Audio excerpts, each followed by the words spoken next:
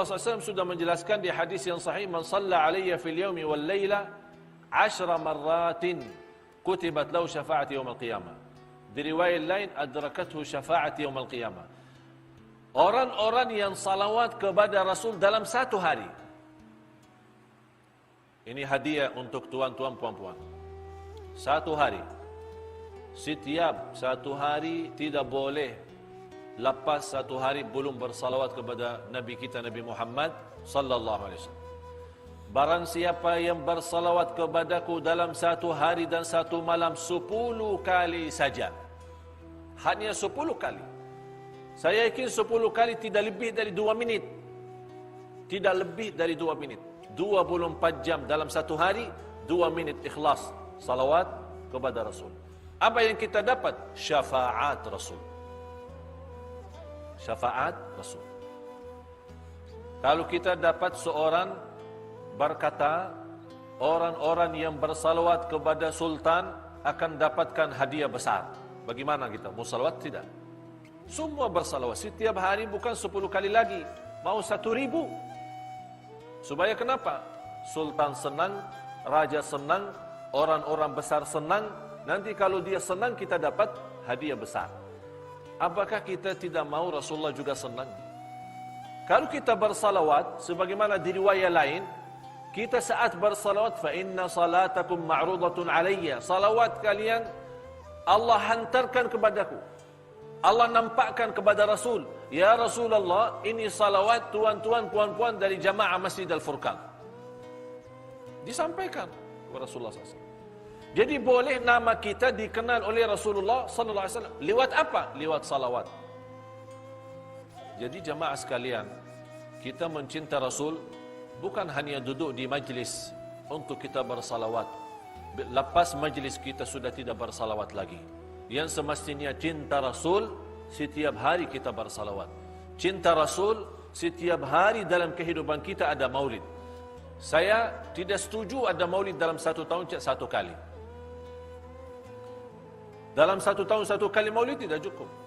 Kalau boleh setiap hari. Dan setiap hari kita rasa Rasulullah bukan hanya datang atau hadir pas acara maulid saja. Tapi Rasul selalu ada dalam kehidupan kita. Rasul ada di dalam fikiran kita. Rasul ada di dalam hati kita. Rasulullah ada di dalam dada kita. Rasulullah ada dalam amalan-amalan kita sehari-hari. Kita buktikan. Laqad kana lakum fi Rasulillahi uswatun hasanah. Contoh yang baik itu Rasulullah SAW. Dan Rasulullah SAW sebagaimana Allah berfirman suratul Qalam, wa innaka la'ala khuluqin azim. Engkau wahai Muhammad SAW memiliki akhlak yang agung, akhlak yang mulia, akhlak yang istimewa. Malah orang-orang dijaminkan posisi dekat bersama Rasul nanti di hari kiamat. Ada orang-orang terpilih. Ada orang-orang terpilih. Orang yang terdekat kepada Allah hari kiamat siapa? Ahlul Quran. Orang yang terdekat kepada Rasul hari kiamat siapa? Dua. Yang pertama, orang yang senantiasa di dalam dunianya dia selalu bersalawat kepada Rasul. Rasulullah SAW bersabda, aqrabukum minni majlisan yawmal qiyamah aktsarukum alayya salatan. Orang yang paling dekat kepadaku hari kiamat, yang paling banyak salawat kepadaku. Kita berapa kali salawat? Kalau kita baca surat kabar 1 jam 2 jam. Kita tengok TV, ada lagi film barat lagi, kita tidak bosan, senang. 1 jam, 2 jam, 3 jam. Kita pergi ke mall, kita bawa hiburan, kita punya anak, budak jalan-jalan, busing-busing.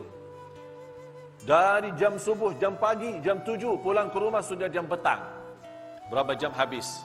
Hiburan, senang. Tapi berbanyak salawat kepada Rasul, kita mendapatkan duduk dekat sama Rasul hari kiamat. Jadi kita menjadi orang dalam satu majlis bersama Rasulullah SAW. Yang kedua, orang yang terdekat kepada Rasul nanti di hari kiamat, orang yang paling mulia akhlaknya. Ini soal akhlak. Sekarang banyak umat Islam, kerusakan umat Islam karena akhlak. Rasulullah sallallahu alaihi wasallam bersabda di hadis yang sahih, "Man kana yu'minu billahi wal yawmil akhir falyaqul khairan aw liyasmut." Barang siapa yang iman kepada Allah dan hari akhir, jaga dua hal. Saya bertanya tuan-tuan, puan-puan, iman kepada Allah tidak? Jawab. Iman tidak. Iman kepada hari akhir tidak. Faham hari akhir? Hari kiamat. Percaya hari kiamat? Yakin hari kiamat? Kata Rasulullah, kalau anda percaya Allah, percaya hari kiamat, mesti jaga dua hal. Berkata-kata yang baik atau diam. Atau diam. Ini sekarang kita kembali. Rasulullah sallallahu alaihi wasallam tidak pernah berbicara selain yang baik. Amar ma'ruf nahi munkar, zikir, istighfar, doa, baca Quran, berdakwah. Tidak pernah ada kata yang tidak bagus. Semacam itu sahabat, semacam itu para alim ulama, semua menjaga. Malah salah satu cerita di antara ulama Ahlus Sunnah wal Jamaah, Al-Imam Rabi' Ibn Khuthayim rahimahullah, kalau kita duduk bersama dia 1 tahun, di samping dia, kita temani sahabat sama dia 1 tahun, dia tidak mau mula berbicara.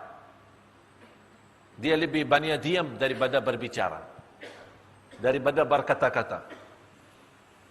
Kalau dia berbicara, mesti jawab. Kalau ada soalan, dia jawab. Kalau tidak ada soalan, tidak jawab. Assalamualaikum. Waalaikumsalam. Terus diam. Kalau kita duduk 1